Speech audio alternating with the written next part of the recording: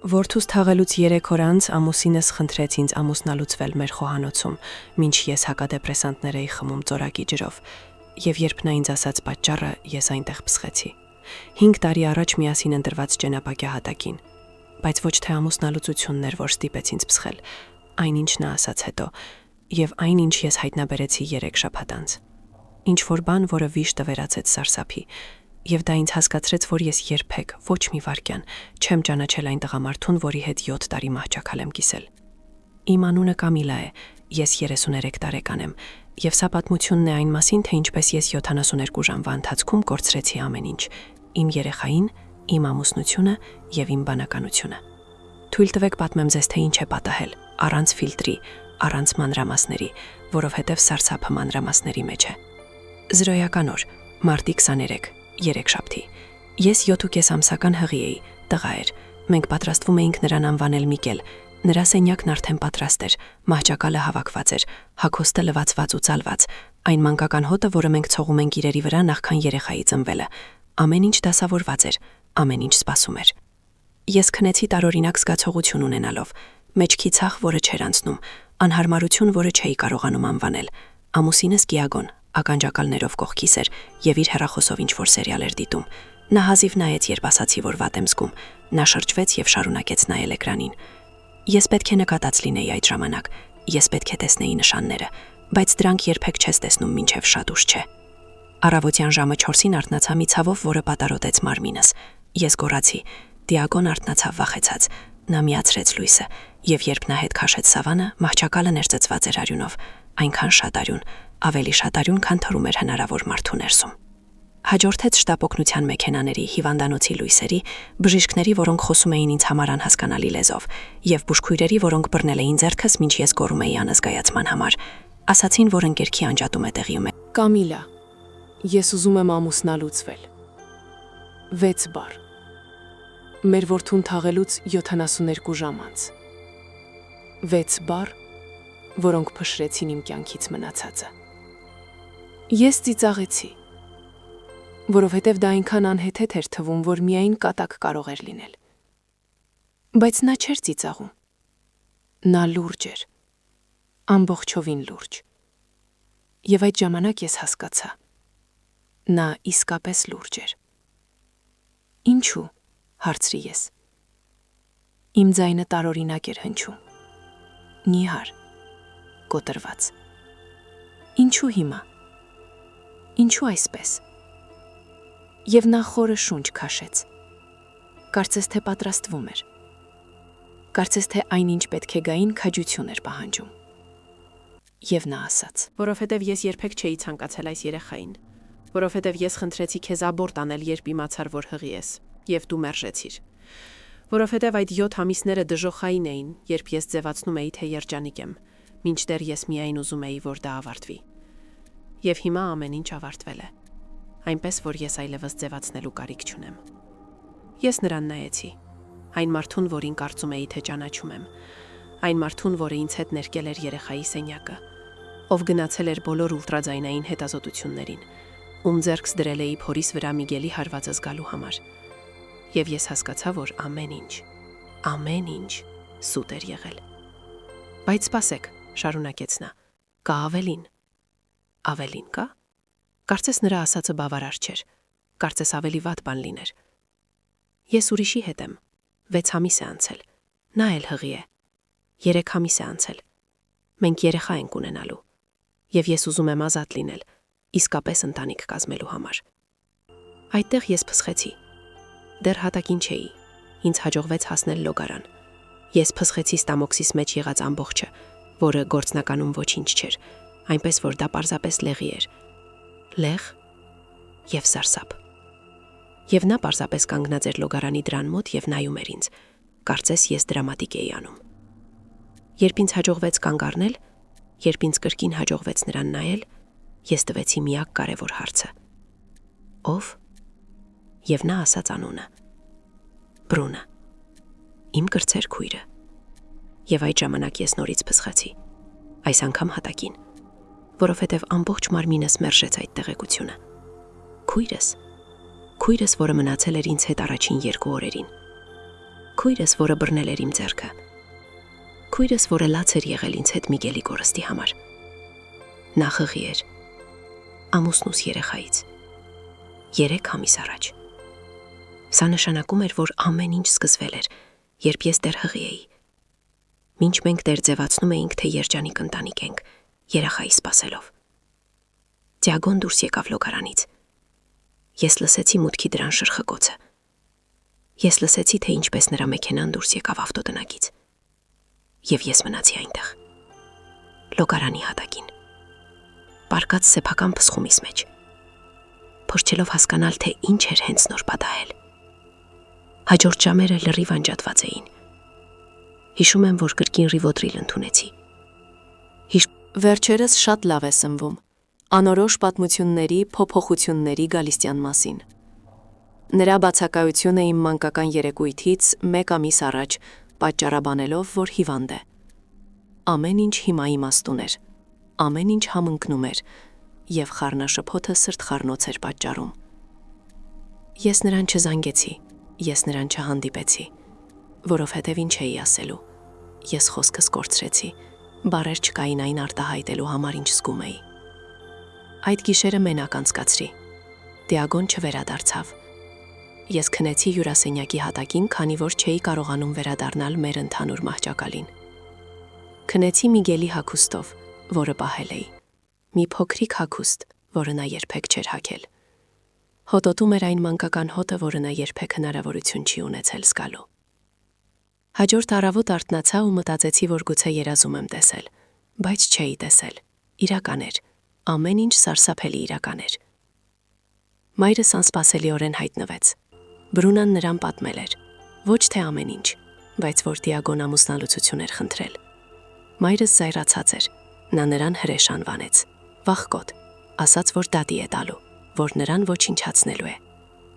Եվ ես թույլ տվեցի նրան խոսել, որովհետև ես ոչինչի համար ուժ չունեի, նույնիսկ զայրույթի համար, միայն ցավի։ Գիտեիր, հարցրի ես, երբ նա կանգ առավ շունչ քաշելու համար։ Բրունայի մասին։ Նրա դեմքը սարեց, եւ ես տեսա դա։ Ես տեսա դա դատանման միկրովարկյանի մեջ, նրա խուսափած հայացքի մեջ, նրա ծանր կուլ տալու ձևի մեջ։ Նա գիտեր։ Շատ ժամանակ է անցել։ Նա սկսեց լաց լինել։ 2 շաբաթ է, ասաց նա։ Բրունան ինձ պատմել 2 շաբաթ առաջ։ Նա ստիպեց ինձ խոստանալ, որ քեզ չեմ պատմի մինչև երեխայի ծնվելը։ Նա ասաց, որ բաժանվելու է նրանից, որ դա ուղղակի սխալ է, որ դու երբեք պետք չէ իմանաս։ 2 շաբաթ։ Մայրս 2 շաբաթ գիտեր։ Նա իմ տանն էր, ձևացնելով, թե մխիթարում է ինձ, գիտենալով, որ քույրս հղի է ամուսնուս երեխային։ Եվ նա ոչինչ չասաց։ Գնա, ասացի ես։ Իմ ձայնը հանգիստ էր, վտանգավորապես հանգիստ։ Կամիլա, թույլ տուր բացատրեմ։ Դուրս արի իմ տնից հիմա։ Նա փորձեց գրկել ինձ։ Ես նահանջեցի, կարծես այրվում էր, եւ նա հեռացավ, լաց լինելով,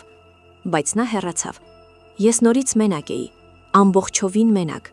առանց ամուսնու, առանց երեխայի, առանց քրոջ, առանց մայրի, ոչինչ։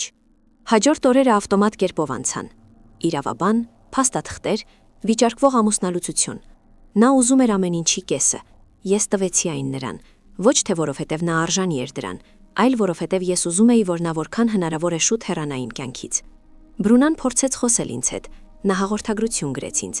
3 օրվա լռությունից հետո նա հայտնվեց իմ դրան մոտ։ Ես նրան նայեցի դիտանցքից։ Ես տեսա, թե ինչպես նրա փոքրիկ փորիկը սկսեց երևալ, եւ ես դուռը չբացեցի։ Նա 20 րոպե կանգնած էր այնտեղ, լաց էր լինում, ներողություն էր խնդրում դրանի հետևից։ Ասում էր, որ չէր պլանավորել դա, որ դա պարզապես պատահել էր, որ նա սիրում էր նրան, որ չէր ուզում ինձ վիրավորել։ Ես չէի ուզում վիրավորվել։ Կարծես թե կար մի միջոց խուսափելու վիրավորվելուց, երբ քրոջդ ամուսնուց հղիանում ես, մինչ նա նույնպես հղի է։ Կարծես թե այս պատմության մի տարբերակ լիներ, որտեղից ես չէի կործանվի։ Ես դուռը չբացեցի, եւ վերջապես նա հեռացավ։ Ամուսնալուծության դիմում ներկայացնելուց 3 շաբաթ անց ես հաղորդագրություն ստացա անհայտ համարից, հաղորդագրություն կից ֆայլով, լուսանկար, եւ երբ ես բացեցի այդ լուսանկարը, հողը կրկին անհետացավ։ Դա ուլտրաձայնային հետազոտություն էր Բրունայի խղիության մասին։ Ամսաթիվը դեկտեմբերի 28, 3 ամիս շուտ, եւ լուսանկարի անկյունում Դիագոյի ձեռագրով գրված էր. Այս անգամ կաշխատի։ Այս անգամ այն կաշխատի։ Իբր Միգելի անհաջող փորձը լիներ, իբր իմ մահացած որդին ընտրության արդյունք լիներ, առաջին փորձությունը, եւ Բրունայի երեխան վերջնական տարբերակն էր, ճիշտ տարբերակը։ Ես զանգահարեցի այդ համարով։ Միկին պատասխանեց։ Նա ասաց, որ Բրունայի ընկերուհին է, որ այլևս չի կարող լռել, որ ես արժանի եմ իմանալ ամբողջ ճշմարտությունը։ Ինչ ճշմարտություն, հարցրեցի ես։ Ինչ ճշմարտություն կարող է գոյություն ունենալ, որն ավելի վատն է, քան սա։ Եվ նա ինձ ասաց. Դիագոն չէր ուզում Միգելին։ Ես դա արդեն գիտեի, բայց չգիտեի, որ նա փորձել էր ինձ ստիպել կորցնել երեխային։ Ակտիվորեն փորձել էր։ Նա աբորտի դեղամիջոց էր լցնում իմ սննդի մեջ, փոքր չափաբաժիններով։ Ոչ այնքան որ ակնհայտ լիներ, բայց բավականաչափ որ թուլացներ ինձ։ Ռիսկերի ստեղծման համար։ Բրունայի ընկերուհին պատահաբար լսել էր, թե ինչպես է նա Բրունային պատմում դրա մասին։ Ծիծաղում էր։ Ասում էր, որ այն չի աշխատել, բայց որ ի վերջո բնությունը կանի իր գործը։ Ի վերջո բնությունը կանի իր գործը։ Որդիս պատահաբար չի մահացել։ Որդիս սպանվել է։ Դանդաղ, թունավորվելով իր սեփական հոր կողմից։ Ես անջատեցի հեռախոսը եւ այս անգամ չփսխեցի, որովհետեւ ներսումս ոչինչ չէր մնացել։ Ես դատարկ էի, ամբողջովին դատարկ։ Ես կարող էի ոստիկանություն գնալ, կարող էի հաղորդում տալ, բայց ինչպես կապացուցի դա։ Անցել էր 3 ամիս։ Այդ ժամանակ ոչ մի քննություն որևէ անսովոր բան չէր հայտնաբերել։ Դա կլիներ նրա խոսքի թեմ նրա խոսքի, եւ նա կհերքեր դա, եւ Բրունան կպաշտպաներ նրան, եւ դա կվերածվեր լրատվական գրկեսի, որտեղ իմ մահացած որդուն կհերքեին դատարանում։ Այսպիսով ես ոչինչ չարեցի։ Ես այդ տեղեկությունը պահեցի ինձ համար։ Ես այն գրում էի ինձ հետ, որովհետև որոշ ճշմարտություններ չափազանց ծանր են կիսվելու համար։ Ամուսնալուծությունը տեղի ունեցավ 6 ամիս անց։ Նա Բրունայի հետ ամուսնացավ 2 շաբաթ անց։ Նա 7 ամսական հղի էր, մեծ փորիկ, փայլում էր Ինստագրամի լուսանկարներում, որոնք ես անդադար դիտում էի, նույնիսկ գիտակցելով, որ դա ինձ ցավ կպատճառի։ Նրանց երեխան ծնվեց։ Աղջիկ, կատարյալ, առողջ։ Նրան անվանեցին Հելենա։ Հղիության լուսանկար։ Դիագոն այսօր հարվածեց ինձ, Հելենայի աչքի առաջ։ Նա 2 տարեկան է, եւ նա տեսավ, թե ինչպես է հայրը հարվածում մորը։ Ես լուռ մնացի։ Նա ինձ դավաճանում է, շարունակեց նա։ Կարծում եմ նա ուրիշ մեկին էլ ունի, կամ մի քանիսին։ Եվ երբ ես նրան դեմ արդեմ եմ կանգնում, նա բռնի է դառնում։ Կամիլա, ես ամեն ինչ կործանեցի։ Ես քեզ կործանեցի, ես մեր ընտանիքը կործանեցի։ Եվ ինչու։ Այս մարդու պատճառով, ով հիմա ինձ աղբի պես է վերաբերվում։ Կարող էի անջատել հեռախոսը, կարող էի ասել նրան, որ նա արժանի է դրան, կարող էի ծիծաղել իրոնիայի վրա, բայց ես դա չարեցի։ Ես ասացի. հիմա դուրս արի այդ տնից, վերցրու Հելենային ու հեռացիր, գնա անվտանգ տեղ եւ զանգահարիր ոստիկանություն։ Ինչու ես ինձ օգնում, հարցրեց նա։ Ի վերջո, որովհետեւ դու հիմար ես, բայց մահվան չես արժանի, եւ որովհետեւ Հելենան մեղավոր չէ սարսափելի ծնողներ ունենալու համար։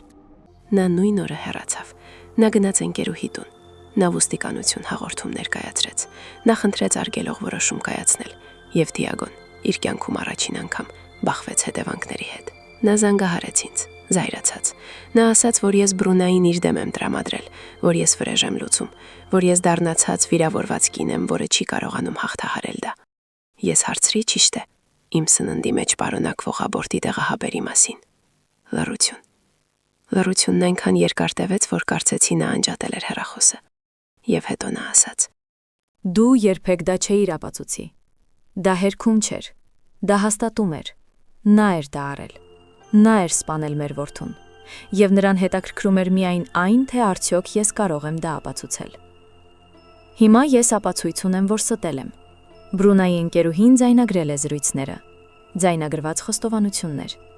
Եվ եթե դու կրկին մոտենաս Բրունային կամ Հելենային, ես ամեն ինչ կներկայացնեմ ոստիկանություն։ Եվ դու պարզապես չես կորցնի քո ազատությունը։ Դուք կորցնես քո հեղինակությունը, քո աշխատանքը, ամեն ինչ։ Նա անջատեց հեռախոսը եւ այլևս երբեք չկապվեց ինձ հետ։ Բրունան շնորհակալություն հայտնեց ինձ։ Նա փորձեց կամուրջ վերակառուցել։ Ես թույլ տվեցի նրան։ Ոչ թե որովհետև ես ներեցի նրան, այլ որովհետև ներելը մի բան է, իսկ Հելենայի մորաքույր ունենալը բոլորովին այլ բան։ Հելենան մեղավոր չէ, եւ նա արժանի է, որ ավելի շատ մարդիկ հոգ տանեն իր մասին։ Ես Հելենային տեսնում եմ 2 ամիսը մեկ, չեզոք տարածքում, այգիներում, առևտրի կենտրոններում, հասարակական վայրերում։ Նա գեղեցիկ է։ Նա ունի Տիագոյի աչքերը, բայց ոչ նրա ժպիտը։ Ժպիտն ամբողջությամբ իրենն է, եւ երբ նա ծիծաղում է, ցավ է պատճառում, որովհետև նա նույն տարիքի է, ինչ Միգելը, բայց դա նաեւ բուժում է, որովհետև նա ինձ հիշեցնում է, որ վատ վայրերից եկող ամեն ինչ չէ, որ վատ է։ Բրունան մի անգամ հարցրեց, թե արդյոք ես ատում եմ Հելենային։ Ես ասացի ոչ, որ անհնար է ատել երեխային, բայց նաեւ անհնար է նայել նրան եւ չտեսնել այն ամենը, ինչ կորցրել էի։ Նա հասկացավ, կամ ձևացրեց, թե հասկանում է, եւ այլևս երբեք չհարցրեց։ Ես դեռ թերապիա եմ գնում։ Հիմա շաբաթը 1 անգամ։ Թերապևտն ասում է, որ ես անհավանական առաջընթաց եմ գրանցել, որ գոյատևելն արդեն հաղթանակ է։ Չգիտեմ, հավատում եմ դրան, թե ոչ։ Գոյատևելը փոքր բան է թվում, երբ այդքան շատ բան ես կորցրել, բայց դա այն է, ինչ ունենք։ Այսպիսով ես գոյատևում եմ։ Որոշ օրեր ավելի հեշտ են լինում։ Ես արթնանում եմ եւ կարող եմ սուրճ խմել առանց լաց լինելու։ Ես կարող եմ աշխատել առանց Միգելի մասին մտածելու յուրաքանչյուր 5 րոպեն մեկ։ Ես կարող եմ ժպտալ, երբ ինչ-որ մեկը կատակ է պատմում։ Այդ օրերին ես մտածում եմ, որ գուցե ի վերջո ես լավ կլինեմ։ Մյուս